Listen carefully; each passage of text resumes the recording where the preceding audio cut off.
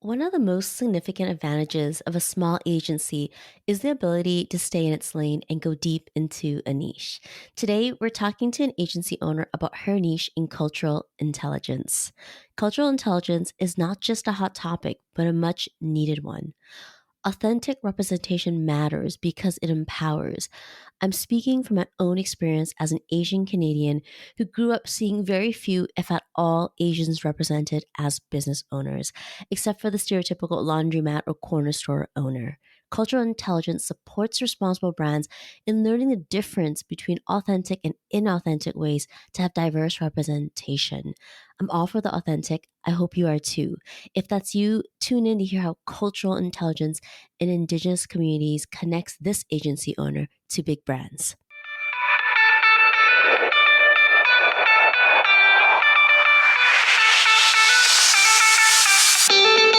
Welcome to the Small But Mighty Agency podcast.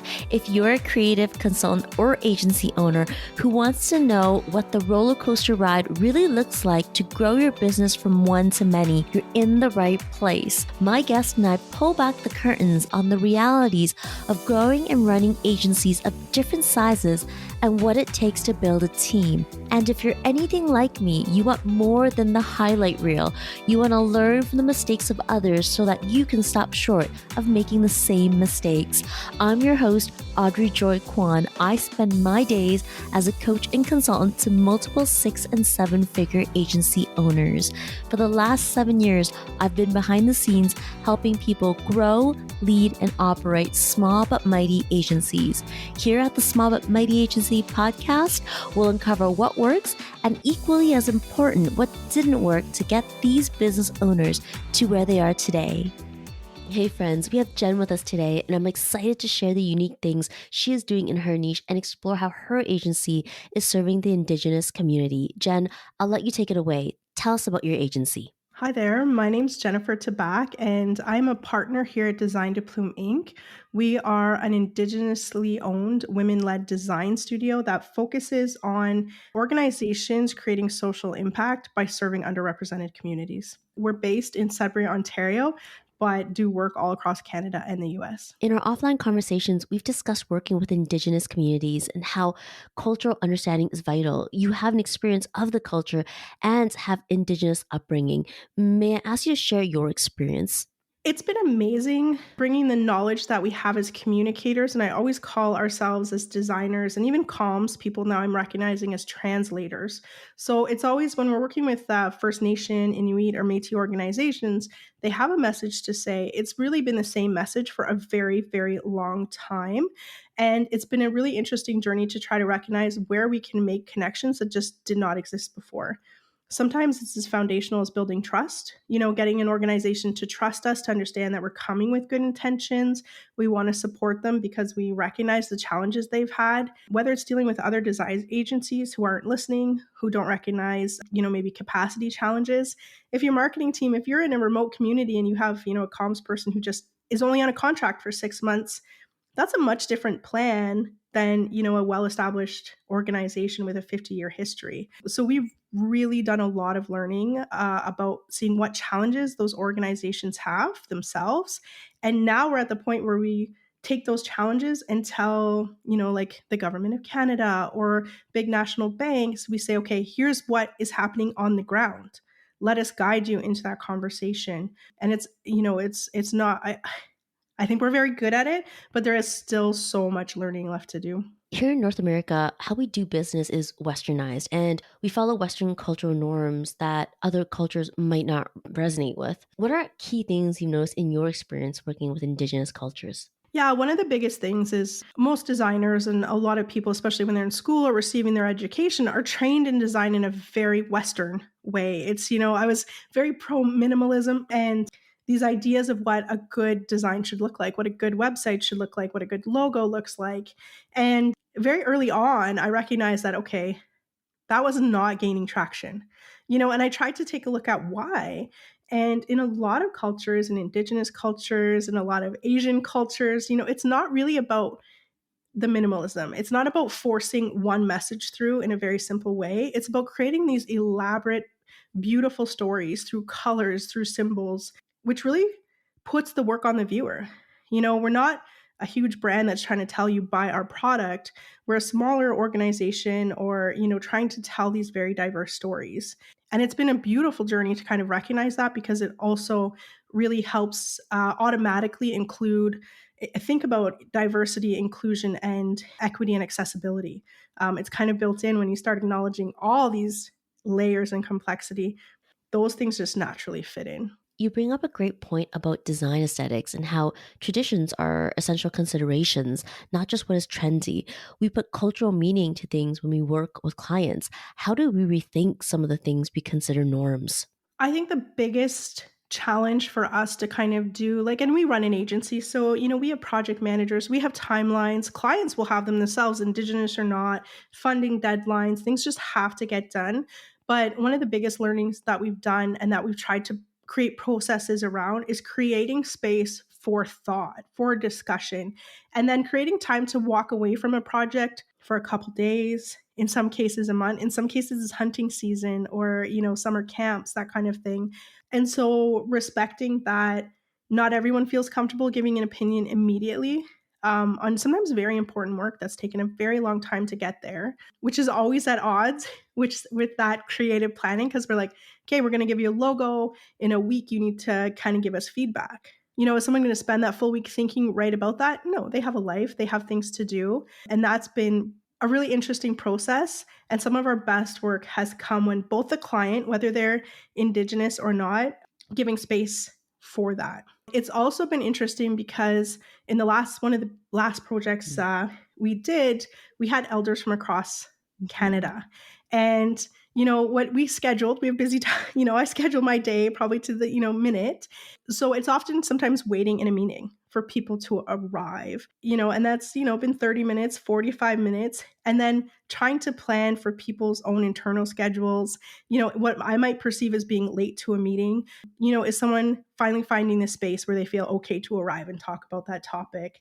And, in a business sense, it's sometimes at odds to trying to get, if we have a corporate client, to respect that and to let, indigenous people lead that work and lead the conversations that they want to be a part of. That's a great example. How we interpret lateness in a meeting as a sign of disrespect isn't necessarily the case when working with Indigenous communities. Mm-hmm. How do you manage that in your business, knowing it's not a sign of disrespect? Yeah, and yeah, that's a great question. In that project specifically, what we had was two project managers, one on our team who was really, really knew how much flexibility we had, and then a project manager on the client side who understood, it's really my place to wait for that elder to show up. It's my sign of respect. I'm asking them for their time, within a certain reasonable circumstance.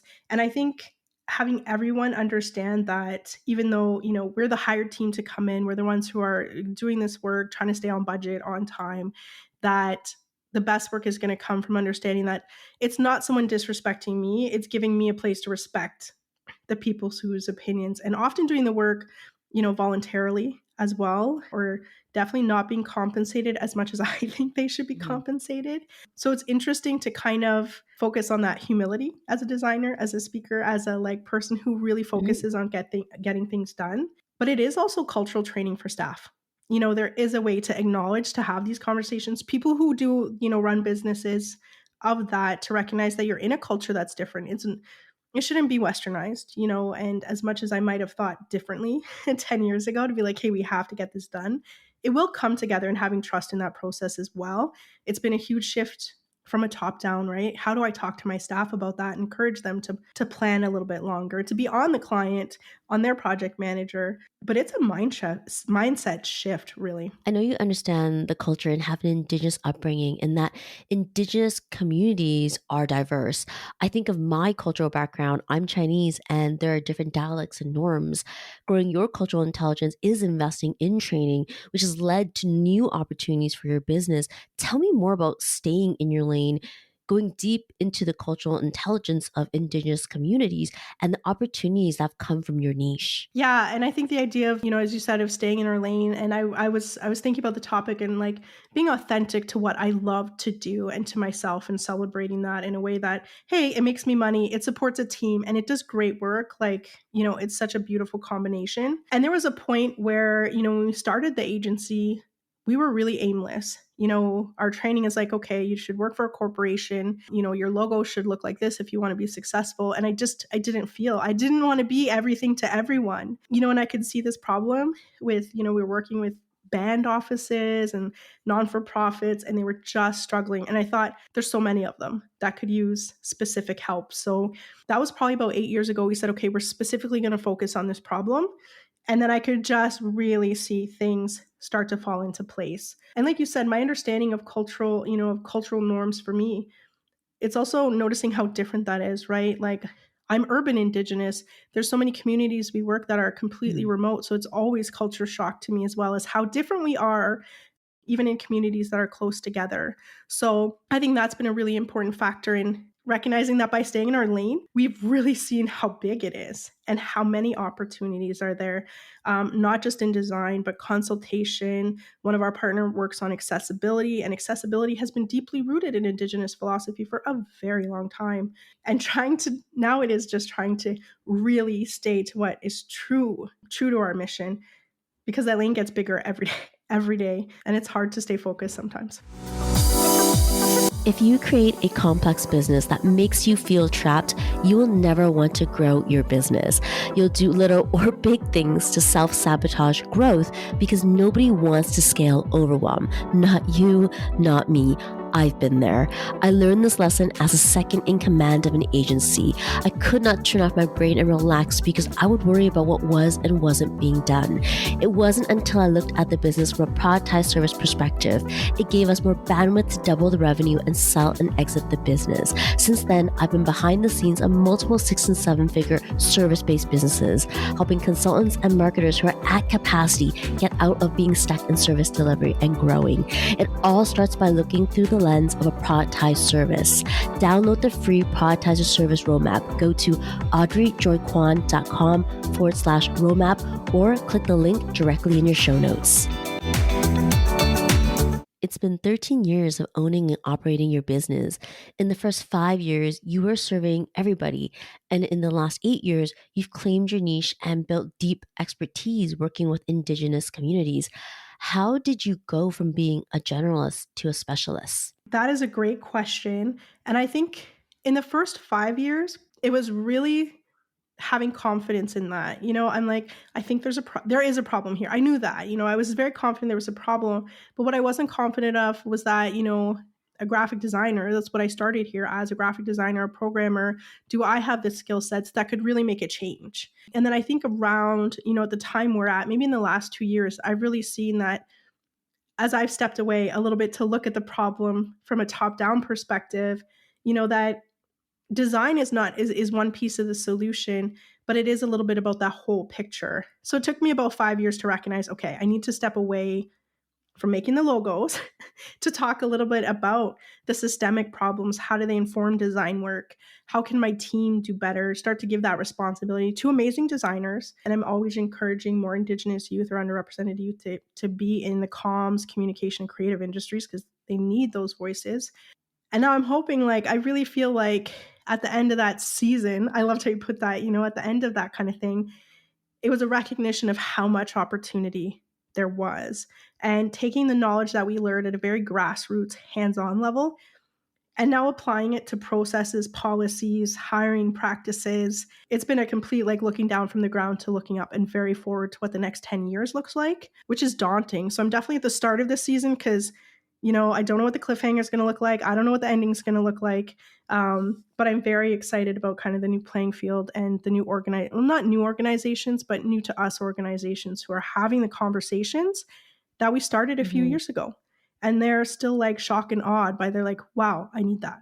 This articulates a problem and provides a solution, and, getting to practice those skills and that insight at a bigger level, national, international level, is very, very exciting right now. Yeah, once you found your lane, it became easier to build your thought leadership.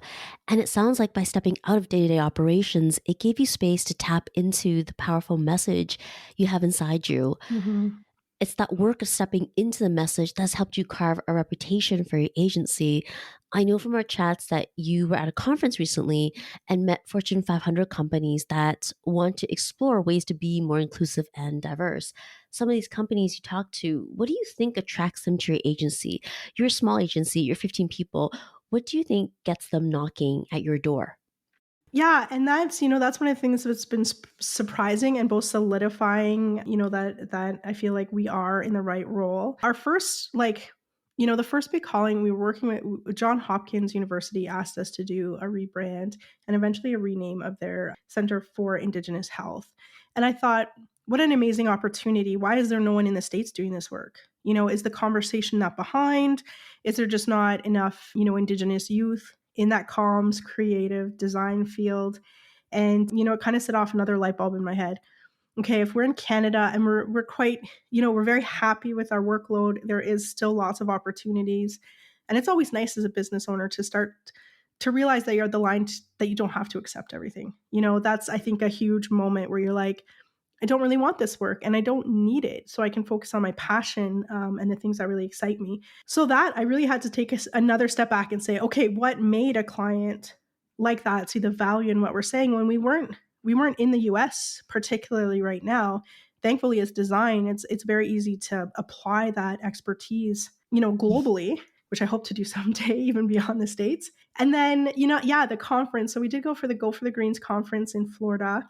And it was our first chance to say, okay, what does this market look like? We got to talk to UPS. We got to talk to Moffitt Cancer Center and Nike and Disney. And we sat down and have a conversation with their procurement. It's a very basic entry level process and some of the other staff and members of the corporations there. But you could really see even as they were on panels, I think there were companies that stood out as being far superior, thinking about what communities they serve. Nike having specifically Indigenous and Native programming, which has been really exciting to watch how a private organization, can try to build leadership for the next level. They can use products, they can generate those funds, but then invest in those communities in what I think is a really good way. But it's hard to find support to continue those programs. Like, it's great to have the idea, and even someone, even like UPS, they have campaigns where they'll put Indigenous art on boxes, which is great, I think, to normalize it, to show that it is kind of an everyday celebration, but then to see how much support that they still require. Do they have those internal programs that support staff to get into leadership positions? And I was really surprised. There's still such a high need for that in the US and for very, very large international companies. They struggle with the same problems that governments face, local grassroots organizations. And that's, you talked about like exponential growth. How do we service that? How do we make sure that we have the processes in place that we can apply the knowledge from a grassroots, all the way up? Jen, what do you think are the first steps for organizations? Organizations that have identified the problem internally, that's a first great step to say we don't even know how to approach getting representation or showing or encouraging, leadership in a corporation of that size, or, attracting that audience a bit more. And at the conference, one of the speakers said, you can't be it if you can't see it. And that really resonated with me because, I wouldn't have considered being a business owner. But, when I was in college, we actually had a small business owner come in, and she was a young woman. She wasn't much older than me. And I thought, well, now I can definitely do this because I had seen it, and it does take an upfront investment by corporations, by organizations, to sink money and resources in developing that talent so that, Indigenous youth can be part of management teams, can be part of leadership, can become CEOs of their own, multinational kind of companies.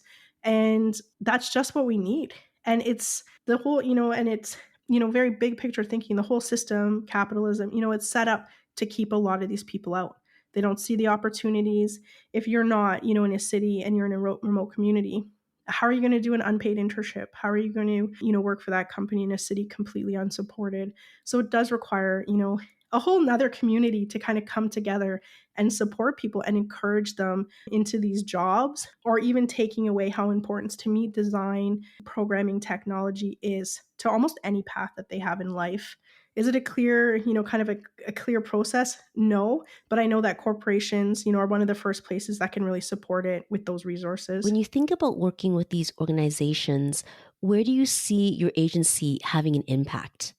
Yeah, that's a great question because as designers, and as you kind of step away a little bit from the process of design, it's really interesting to see how early Mm. you should get in the door. And we have been doing more consultation to talk about, if you're starting a campaign, who should be the writers, who should be directing it, who should, what kind of photographer should you have actually taking it? One of our big components has been, there's no stock photos. Well, pay to get your own stock photos. Don't rely on, people who are not experienced, don't have cultural literacy in those communities, in indigenous communities, or understand the history, to try to grab them to sell them for $2. Like, invest that money into that. It sounds like you see a gap and you want to fill it. I hear the passion for education and consulting on Indigenous cultures and communities. Is that the next phase for your agency? Yeah, and that's definitely like, as much as we have a tangible service, we've been working with larger organizations who have an in-house design team. So like, the governments, they have their own design teams. Nike, they will have their own. And so that's been also an interesting thing to say, not even you're going to use our team, you're going to use all our expertise and our designers, and we're going to create, strategies. We're going to provide the education because there isn't a system set up to do that, especially for communications and design teams to talk about that cultural literacy. And it's always interesting because I feel like it's so innate to us. We just make these considerations.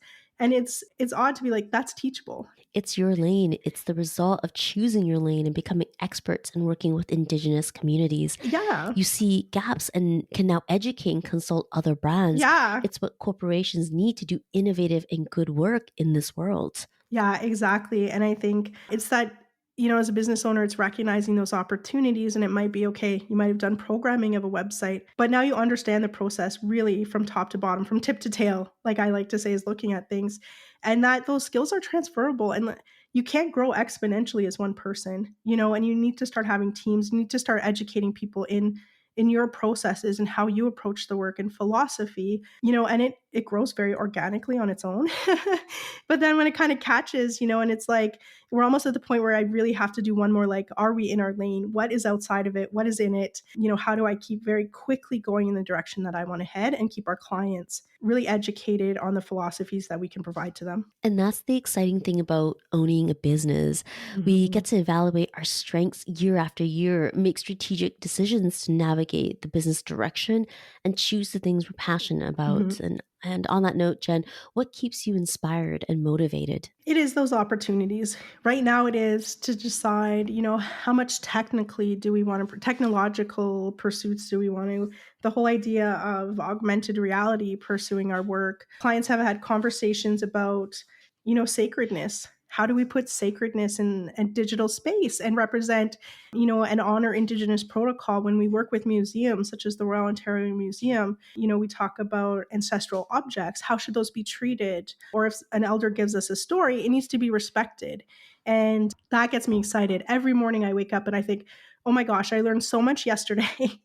How do I implement that into things that, that where I know that solutions are being provided by clients? Oftentimes they have the knowledge, but how do I, get them articulating their goals and their missions and getting them to move towards that? But also, what can I extrapolate for other communities? That gets me excited. And seeing that potential, in the US, it's still very much the same. And the conversation is, people told me 12 years behind where the, Canada and other countries are. So I'm always wondering, how do all these tools, how do all these connections, what other connections can I make to get a spark? Thank you, Jen, for being here. Where can people find you online? We have our website, www.deplume.ca, on LinkedIn and Facebook and Instagram. We're really trying to put, my hope is in the next little bit, put a bit more like professional processy stuff onto LinkedIn for other people who are working in the space and trying to connect there. But I do want to point out, we still do a lot of Facebook because a lot of our Indigenous organizations are on there, and we love to share their materials and highlight things for that. So, while maybe not at the forefront of TikTok and the dances, it's still very important to well. Our conversation has been so inspiring. It's been an honor to have you here. Thank you. Thank you so much for having me. Hey there, thanks for hanging out with me at the Small But Mighty Agency podcast. If you enjoyed this episode, it would mean the world to me if you hit the follow or subscribe button in your podcast app and share it with a friend. I'll see you on the next one.